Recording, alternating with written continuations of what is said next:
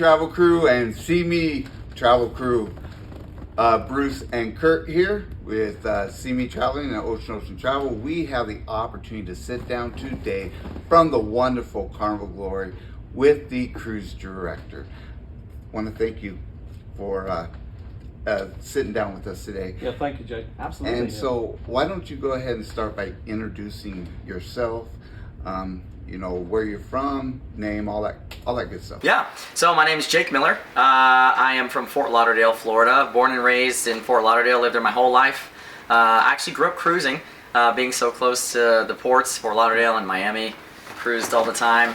As a kid, that's what we kind of did on family vacation. So I always knew I wanted to work on a cruise ship. I've been with Carnival for 7 years now. I started as an intern with the company back in 2016 as part of the Fun Squad. So I did the Fun Squad. It took me about 5 years before I got promoted to cruise director. I've been a cruise director for the last 2 years, since about the end of 2021. Now, who did you train under? Any certain ones or anything like that? Also in your history, but also with that, you know, how many have you trained? Yeah, so I've had the opportunity over the last when I was spent 5 years part of the Fun Squad, I did maybe like 9 or 10 different ships, and on those 9 or 10 ships, I had the opportunity to work with probably 15 to 20 cruise directors during my time.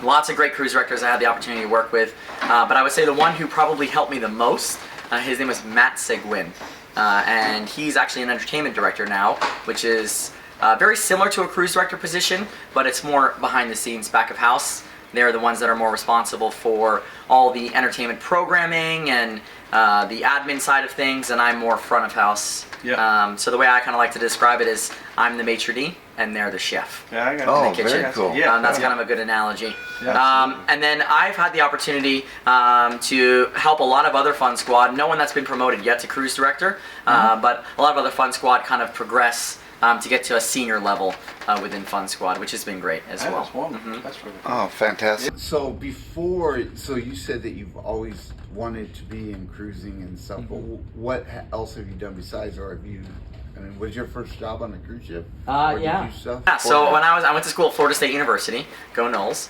I started as an intern, like I mentioned, and that was when I was going to my senior year of college.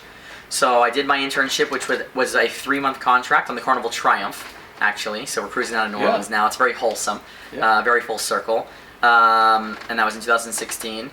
And then I did my 3-month contract. I went back to school for my final year because my parents would have killed me if I didn't finish. So I went back to school for my final year. And then during that final year, I actually came back to ships for winter break for a couple of weeks and spring break. I did a couple of fill-ins as Fun Squad. We call it a swing contract. Okay. And then I graduated and then came straight back, and I've been here ever since. So actually, I've never had a real job outside of working for Carnival. That's great information there. That is, wow. Yeah. And you did tell us you began cruising as a child. So do you know about what age? I mean, did you come in at platinum already? You know. Yeah, I took my first cruise when I was 7, actually, on the Carnival Imagination. Back in 2000, I'm going to reveal my age now, but in 2001. Yeah, I took my first cruise in 2001 on the Carnival Imagination. So can you walk us through the day-to-day life of a cruise director? Are you ready for this? It's crazy. Yes. So it really depends on the day. On a sea day, my day usually starts, I wake up around 8 o'clock in the morning, and first thing, I'm very routine. I love a coffee in the morning. First thing in the morning, I have to have a coffee. So I grab my coffee, I sit down, I knock out some emails and admin stuff, and then usually the morning show is at 9:30 on a sea day. So we have the morning show at 9:30, and then after that, I'll have something like the military appreciation gathering right afterwards, or the Fun Ashore, Fun Aboard presentation if it's the first sea day. And then at noon, I'll usually have an event on the Lido deck, whether it be Legend of Lido, or Guess That Groove, or Groove for St. Jude. And then in the afternoon time, that's kind of our break. Usually, I would say my break is usually somewhere around 2 p.m. until 5-ish p.m., somewhere around that time. Usually we get a couple hours off, usually when bingo's happening, and then that's when I take my nap. Not always, I don't always get a nap in, just depends on the day. And then we have our evening activities. So usually, on the first sea day, we have our captain's welcome into the playlist production shows in the main theater. And in between shows, we'll have a trivia party in the lobby. So we'll have like a Motown party or an 80s party or a 90s party. And then sometimes late night we have events as well. And I'm usually in between everything in the evening. I'm walking around, walking on the promenade, checking out the comedy shows. So. Yeah, making my way around. So on the sea day, it might start at 8 a.m. and could finish at midnight. Yeah, 8 a.m. to midnight. But you do need lots of that little nap breaks. then, don't you? Yeah, I definitely need the nap. I pick on a lot of them that nap, but they're cruisers. You're out here working, so I pick on a lot of them that have to take a nap. While they're cruising. I'm afraid I'm going to miss something. I know. Listen, I'm afraid I'm going to miss a meal. I never skip a meal. I get so nervous. If I'm taking a nap, I have to wake up to go have a meal. Because I'm scared that if I don't eat, I'm going to get hungry later and I got to work. Yeah. How long are your contracts? And what's the shortest and longest ones that you've had? So as cruise director, our contracts are typically around 4 months long, 4 months on, and then most cruise directors like myself, we take about 2 months vacation.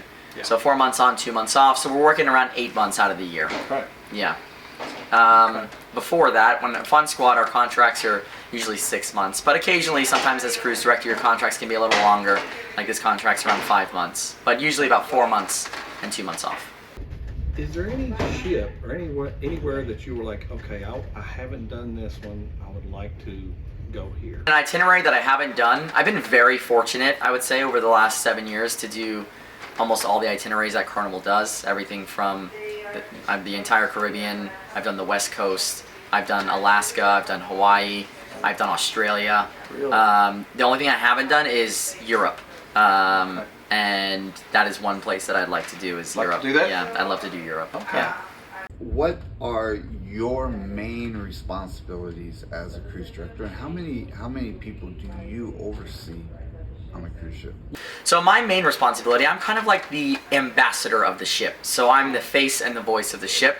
I am responsible for hosting all the major events that we do on board. Everything from, the things that happen in the main theater, to the trivia parties in the evening, to the announcements over the PA, for the gangway operations, all those things. And I oversee, depending on the class of ship, anywhere from 5 to, on the biggest class of ship we have, 15 people, which are the Fun Squad. So I'm their manager and I'm responsible for doing their schedules, doing their evaluations, all that stuff, promotions, eligibility, all those things, are my responsibility. So on the Glory, I'm responsible for seven Fun Squad. We have 7 here. Yeah. But on some of the bigger ships like the Mardi Gras or Celebration, there'll be 15 Fun Squad there. Wow. This silent party tonight, I've done one of those one time, and I'm looking forward to that. It is a lot of fun. A lot of folks ain't done them, but I've never done one. You've never so done it's one. going to be interesting. Yeah. That's becoming, you named off a couple of them there that I love, of course, the Love and Marriage, but I'm starting to like this silent party thing. It is hilarious. It is funny because when you walk in and then if you don't put your headphones on, it's just a lot of terrible singing sometimes. All you don't hear any music because everyone's listening to the music in their headphones, and then you hear like feet squeaking on the floor. Yep. But it is a lot of fun. It's so unique, and if you've never experienced it, and that's one thing I always try and tell people at my Welcome Aboard show. My 2 big tips are to meet someone new, make a new friend, and try something you've never tried before. Do something different, because there's something for everybody on a cruise. There really is something for everybody. Yeah. So lock us behind today. We end up missing a port. Walk us through what takes place when, like, say, we miss Grand Cayman. What takes place? Because there was not a lot of activities because most people are going to get off the ship. What takes place behind the scenes to get things rolling as we are now doing another sea day? Yeah, so it's always something that is we have a sort of a shell, because these things do happen, not all the time, but when they do, we like to be a little bit prepared beforehand. So we have like an outline already, like in I don't know how to describe it, but let's say in the closet, right? We have something prepared and ready, and then we kind of fine tune and finalize it. But what will happen is once we get the news that unfortunately we won't be able to run a water shuttle operation, or the current's too strong to dock, or whatever the case may be, myself and the entertainment director which is my boss on board, the supervisor who is the one that oversees the entire entertainment operation. We will sit down together and go through the entire day and figure out which lounges we have available where we can program something. So maybe we can do a karaoke session in the afternoon, or maybe we can show a movie in the theater, or maybe we can throw an event up on the Lido deck. So we'll sit down together and kind of go through everything and all of our options, and we try and get it done as quick as we can. And then when that happens, we also collaborate with a content manager on board, and the content manager's responsibility is the person who oversees the hub app and the fun times, and they help us get everything inputted and refresh the app. Yeah, so that way. That. Yeah. I didn't know it for a long time, and then I heard you say it, and then I was like, I went and told my wife, I was like, refresh. That's great. So it's a collaborative effort, and then that's just from the entertainment side. Then you also have, you know, all the other departments. You got the food operations department, you have the beverage operations department. You know, normally we don't have all the bars open on a port day until after the back on board time. So there's a lot of communication going on between all of the departments. Very early in the morning sometimes. Like this morning, it was at 6:30 in the morning. Yeah, 6:45 in the morning. That's when y'all pretty much knew. Yeah, because we were supposed to arrive at 7, and I got a call at 6:25 letting me know that we weren't sure, we didn't have confirmation yet, but just to be prepared, just in case. So that's when we started kind of planning, and then right about 7 o'clock. Ball rolling, huh? Yeah, right about 7 o'clock, we got the news that it was going to be too unsafe because of the swells outside for the water shuttles. Okay, so presently, and then what's into your future here, what you're looking to do. So presently, once you finish up here, and you've been training someone, I understand that, right? I am heading on vacation after this cruise, and my replacement, her name is Leilani. She's been a cruise director also for almost the last 2 years now, and she's here, and we do what's called a handover. So when a cruise director is going to a new ship for the first time, they'll send that person a cruise or two early to get the lay of the land and kind of figure out the operation and how things run, because even though all Carnival ships are all Carnival ships, they're all a little bit different in the way that they run based off of the itinerary length, the ports we go to, all that stuff. So they'll come on and kind of be in the shadows and observe how things run for the week, and then they will take over afterwards. Yeah. So that's usually how that goes. And then if you've been to a ship before, then you won't usually have a handover. You'll get there and you'll take over the same day. With that being said, and you're going to have time, do you have plans for your vacation? I do like to travel. I like to take big, long, like 2 or 3 week trips. Some of my favorites in the past, I've done Thailand, New Zealand, Singapore, Wonderful trips. Australia. I've taken some really incredible trips, and Carnival has helped with that too. So after I left the ship in Australia, because I was already on that side of the world, when I went on vacation, I just decided to take a 2-hour flight to New Zealand and do New Zealand for 2 weeks, and I was already over there, so it made it easy. So I've been very lucky with Carnival that's brought me places. I did Singapore also with Carnival. I went to Singapore a little early, got to do Singapore for a couple weeks and Southeast Asia, and then hopped on the ship in dry dock in Singapore, and then did a 19-day cruise from Singapore to Sydney, Australia. Don't that sounds very nice. Carnival has been very helpful and saving me some money on airfare to get places. So you talked that you've done most of the itineraries except for Europe. Do you have a favorite itinerary or a favorite port that you go to? In the Caribbean, I love Aruba. That is probably one of my favorite ports. Aruba, St. Thomas, St. Kitts, San Juan, those are very close, second, third, and fourth. But Aruba, Southern Caribbean is my favorite. The ABC Islands, even Aruba, Bonaire, Curacao, amazing. I highly recommend that itinerary. And home port, I really love Sydney, Australia. When I was on the Carnival Spirit out of Sydney, that was my favorite home port. Do you have a favorite? So you do. I mean, you manage a lot of different events. Do you have your favorite event that you like, that you really look forward to doing? Absolutely not. I love everything. No, I'm kidding. Of course I have a favorite. Of course I have a favorite. All the cruise directors do. I think a favorite of mine is definitely the Love and Marriage Show, because it's always different. Every week, you never know what you're going to get with your couples on stage. So that's always a favorite of mine. And I really enjoy the Welcome Aboard show as well. Also for the same reason, you know, we have volunteers that come on stage. You never know what you're going to get. And for me, it always keeps me on my toes. And it helps me become a better cruise director as well, you know, with my quickness and responding to things. But those are definitely two of my favorites, is Love and Marriage and the Welcome Aboard show. And then also I love the military appreciation gathering that we do every cruise as well. Yeah. Carnival does it better than anybody. Yeah, because I am military, I'm a veteran, and that's one of the things that I appreciate Carnival so much for. You know, I mean, you have the Carnival Freedom that was for the veterans and was based upon that, and yeah, I just really appreciate everything that Carnival does. And it's come a long way. I remember it's come so long in my time, in 7 years, of how much it's grown. And before I started, the event started, the Military Appreciation Gathering, it just started as like a small little gathering, like a meet and greet almost. It wasn't really an official hosted thing by the cruise director. And then it grew and grew and grew, and now it's this huge event in the main theater where, you know, I've had 200-300 people in the theater before for our military event, which is really nice to see. That Carnival really cares. And now with the Heroes Tribute Bar that they're putting on all the ships, it's really a really special thing.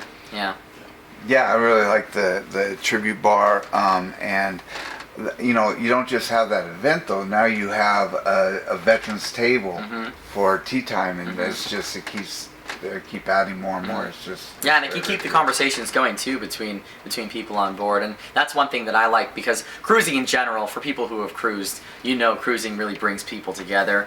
There's not many other vacations that you can go on where you sit down next to someone and then you become friends. It's something different. There's just something about a cruise where that's true. You just talk to people.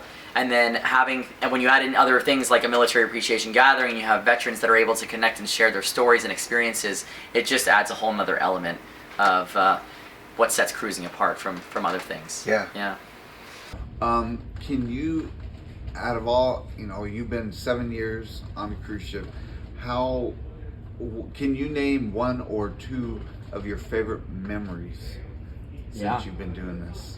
Yeah, definitely hands down my favorite memory, and I mention this at every single one of my military events, is I had the honor of meeting a World War II veteran. And this was actually the last time that I met a World War II veteran, because I think there's less than 500-600 left. His name was Howard. He was 96. It was on the Carnival Conquest 2019. As soon as I found out he was a World War II veteran, I said, this guy needs to know, everyone needs to know who Howard is on board. Everyone. So we made him part of the Lido events, everything. All the trivia parties, Howard was there, dancing, having a good time. Everyone knew who Howard was, and at the end of the cruise, during debarkation, someone comes up behind me, they put their arms around me, gave me a hug, and had tears in their eyes. It was Howard. And he said, "Thank you for making this the best vacation I've ever taken in my life." Wow. And for someone to say that who served during World War II, it was, I started crying. Yeah, I got chills. I just to meet a World War II veteran, but to give someone that experience, like, I don't think we're in the business of you know, yes, cruise lines are here to give people good experiences, and obviously, you know, we're a business to make money, but I believe we're in the memory making business, where we're giving people memories that they can take with them for the rest of their lives. And I remember when I was 7 and I was on my first Carnival cruise on the Imagination, and I was part of a joke contest on the ship, and I won the joke contest, and I still remember to this day that feeling of winning the joke contest amongst all the kids on stage. And it's those little moments, those memories, that really make this job so special for me. So for sure, hands down, Howard, World War II vet, Carnival Conquest, 2019, best memory. That's really good. That is fantastic. That's a great story. Wow. Wow. That's a great memory. So, are you on social media? where could people, if they wanted to follow you on Yeah. social media, where would they go? How would they find you? Yeah. So I'm on Facebook and Instagram. Haven't quite figured out TikTok yet. But it's Jake, Cruise Director, on Facebook and on Instagram. It's the same on both. And I like to post on both pages, and I actually post different things on both pages to keep people on their toes on both. Yeah, and you can find that in the description. We'll have that. Yeah. But sometimes people like, I do a Q&A every cruise. On the last sea day, I always do a Q&A, and sometimes people ask, they want to know what the crew life is like, right, behind the scenes. So sometimes people ask, like, what does the cruise director cabin look like? So I've got a video on my Instagram of what the cruise director cabin looks like. Very cool. Yeah, not all cruise director cabins look like that, by the way. That's just on the Spirit. On the Spirit, it's a very nice cabin where we get a balcony. But yeah, I like to post some behind the scenes things, and I go out in port, and I like to document that and show people, different shore excursions that I've been on, and then also my life, when I'm not on ships as well, is on there too. So yeah. Well, thank you. Absolutely. We both of us. Yes. Really He invited me, appreciate and I thank you for letting me tag along. to sit down with us and have a conversation. So Absolutely. everyone doesn't get a chance to sit down with the cruise director, so it's nice for us to be able to do this, but A lot of information. You shared a lot. That's really cool. Yeah. It really is. And that you took this time. I've never seen, not very many that I get to see do they take the time. No, absolutely. If we get time, we will I'm more than happy. I don't want to speak for anyone else, but yeah, always more than happy to sit down. Thank you. Yes, you're very welcome. Thank you both. So everyone, make sure that you check out Jake on Facebook at Jake the Cruise Director. Jake, Cruise Director. And on Instagram, Jake the Cruise Director. Make sure you check out his social media and like and subscribe and follow him on his social media. Thank you everyone for joining us today. We hope that y'all are having a good day. For Ocean Travel Crew, See Me Travel Crew, you guys have a great day. We'll talk to you soon. Thank you.